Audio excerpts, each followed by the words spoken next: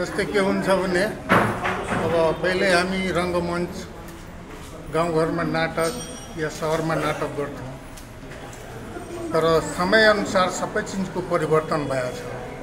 अब सिनेमा पनि हामी हेर्थ्यौँ, नाना थरीको सिनेमा हेर्थ्यौँ तर कुन हिसाबले बनिएको छ त हामीलाई थाहा हुँदैन थियो र दिन प्रतिदिन डेभलप भइरहेछ त्यो कुराहरूको जानकारी हैन।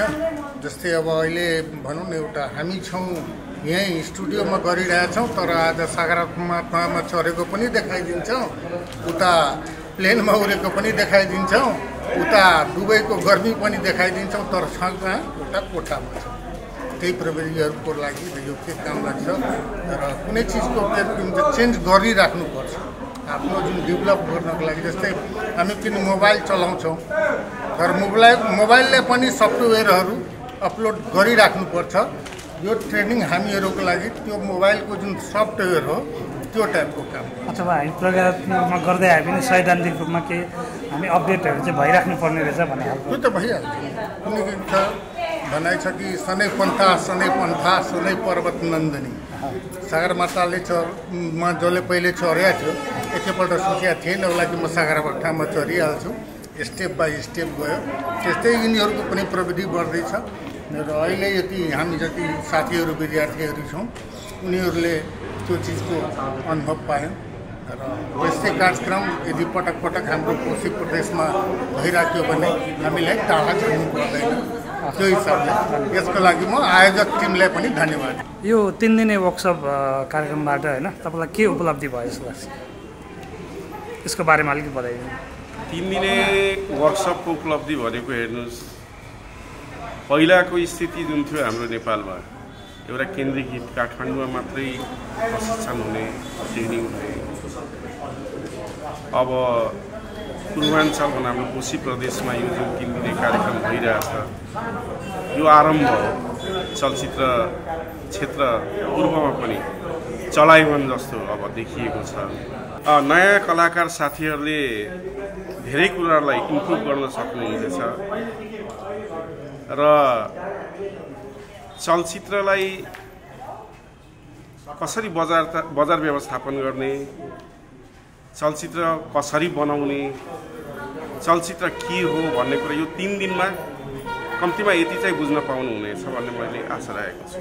नमस्ते। सर्वप्रथम त यो यस्तो चलचित्र कार्यशालाहरू चाहिँ बेला बेलामा सरकारले पनि ल्याइराख्नु पर्ने हो र हाम्रो चलचित्र सङ्गठनहरूले पनि ल्याइराख्नुपर्छ भन्ने मलाई लाग्छ र हाम्रो कलाकारहरूको लागि एकदमै यो आवश्यकता पनि छ कार्यशालाहरू।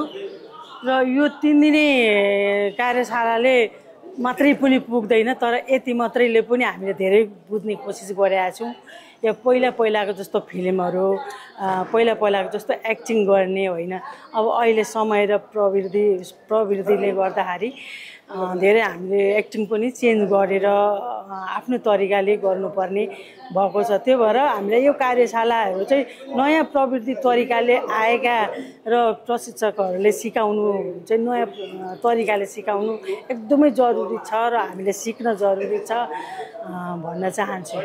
यो एक्चुअली चलचित्र विकास बोर्डको सहकार्यमा चाँदनी फिल्म्स विराटनगरले आयोजना गरेको 3 दिने चलचित्र निर्माण सम्बन्धी कार्यशाला। यसमा हाम्रो 20 देखि 25 जना सहभागीहरू हुनुहुन्थ्यो र हामीले यसमा विशेष गरिकन चलचित्र निर्माण गर्दाखेरि चलचित्रमा अभिनय गर्ने प्रोसेसहरू र प्राविधिक ज्ञानहरू सम्बन्धीमा हामीले यसमा चर्चा गऱ्यौँ र केही हदसम्म हामीले केही सबैसँग यो मेसेज र हामीले यसलाई अगाडि थ्योरिकल रूपमा प्र्याक्टिकल रूपमा हामीले यसलाई अगाडि राख्ने कोसिस गरेका छौँ। पूर्वाञ्चलको भनौँ न यता विराटनगरको सहभागिता कस्तो रह्यो होइन? विराटनगरको एकदम राम्रो। हजुर इन्फो पाएर उहाँहरू सुरुमा कस्तो आउनु भएको?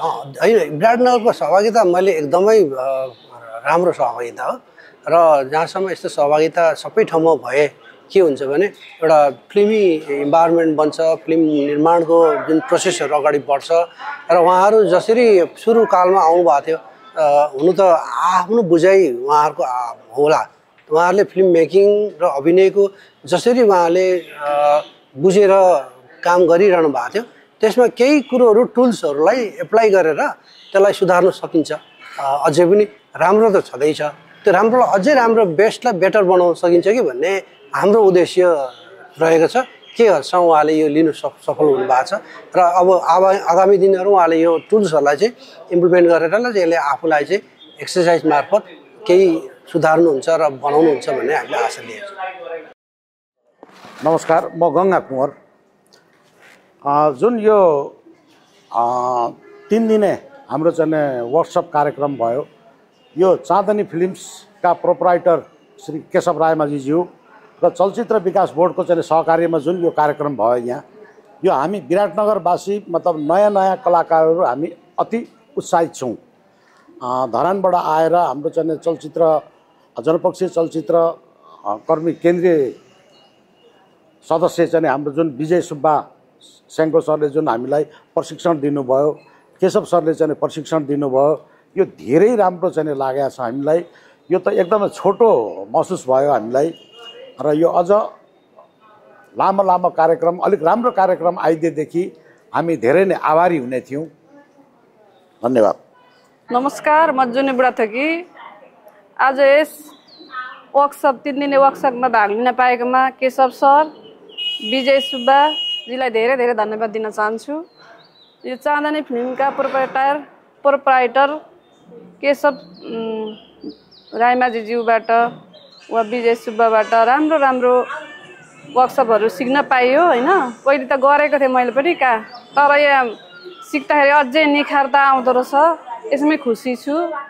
नयाँ नयाँ तरिकाबाट आफूले त्यो गरेको भन्दा प्र्याक्टिकलबाट अध्ययनबाट जानिँदो रहेछ, त्यही नै हो। अरू पनि यस आरके पार्टी प्यालेसमा फेरि यस्तै कार्यक्रम होस् भन्दै उहाँहरूलाई धेरै धेरै धन्यवाद दिन चाहन्छु। नमस्कार। हजुर नमस्ते, म केशव रायमाझी। विगत म 4 दशकदेखि नाट्य र चलचित्र क्षेत्रमा कार्यरत छु। हाम्रो विषय के थियो भने नेपाली चलचित्रमा साहित्यिक विषयक गोष्ठी र 3 दिने चलचित्र निर्माण कार्यशाला कार्यक्रम रहेको थियो। असाध्यै उपलब्धिमूलक र जति हामीले समयमा हामीले आफ्नो कुराहरू प्रशिक्षार्थीहरूलाई सिकाउन या भन्न सक्यौँ त्यो असाध्यै उपलब्धिमूलक रह्यो। अर्को कुरा के रह्यो भने टाइम फ्याक्टर एकदम कम भयो। यो त खासमा मूलत मिनिमम 10 देखि 15 दिनसम्मको वर्कसप हुनुपर्ने हो। त्यो अनुरूपले अझै हामीले विद्यार्थीहरूलाई योभन्दा बढी अझै गहिरो रूपमा अझै प्रष्ट हामीले सिकाउन चाहिँ सकेनौँ। त्यो चाहिँ टाइमको कारणले गर्दा त्यसो भएको हो र जे जति छ भयो। यस चाँदनी फिल्म्सले विगतका दिनहरूमा जसरी चलचित्रको फाँटमा कार्य गर्दै आइरहेको छ त्यसै गरी अब आगामी दिनहरूमा पनि यस्ता कार्यक्रमहरूलाई ल्याएर हामी जति सक्दो चलचित्रकर्मीहरू उत्पादन गर्नेछौँ। मेरो नजरबाट मलाई यस कार्यक्रमलाई सफल पार्न हुने सम्पूर्ण मान्यवर महानुभावहरूलाई विशेष धन्यवाद दिन चाहन्छु। धन्यवाद। सर्वप्रथम म राधा चौधरीको नमस्कार। म अपन स्वर्ग नेपाल बहुभाषिक चलचित्र महासङ्घबाट त्यसको म महासचिव हो। आजको यो 3 दिने चलचित्र निर्माण कार्यशाला गोष्ठीमा केशव रायमाझी सर र विजय सुब्बा सरले प्रशिक्षकको रूपमा जुन सिकाउँदै हुनुहुन्छ एकदम राम्रो लाग्यो। उहाँहरूले यो सिकाएको यो क्षेत्रमा काम गर्नेहरू जति पनि छन् यो कमै भएको जस्तो मलाई महसुस भयो। 3 हिजोदेखि सुरु भएको छ र भोलि समापन पनि छ। यसमा अझै बढाउन पाएको भए झन् राम्रो हुन्थ्यो। यो चलचित्र क्षेत्र र यो सानो सानो यो ठुल्ठुलो निर्माण भइरहेको छ फिल्महरू, त्यसमा पनि यो हामीलाई टेवा पुर्याउने रहेछ भन्ने मैले महसुस गरेँ आज। अब भोलि पनि एक दिन अझै पनि छ, त्यसमा अब उहाँ सरहरूलाई जुन यो कार्यक्रम राखिदिनु भयो र धेरै धेरै खुसी लागेको छ। यो यस्तो कार्यक्रमहरू फेरि फेरि दोहोरियोस्, जबकि नसिकेका हामी जुन नयाँ नयाँ पुस्ताहरू छ, नयाँ जेनेरेसनहरू छ, उहाँहरूलाई पनि यो सिक्ने मौका मिलोस् भन्दै दुई शब्द यहीँ गर्दै नमस्कार गर्दछु। सबैजनालाई, आयोजक टिमलाई धन्यवाद दिँदै बिदा चाहन्छु। नमस्ते, म राधा चौधरीको।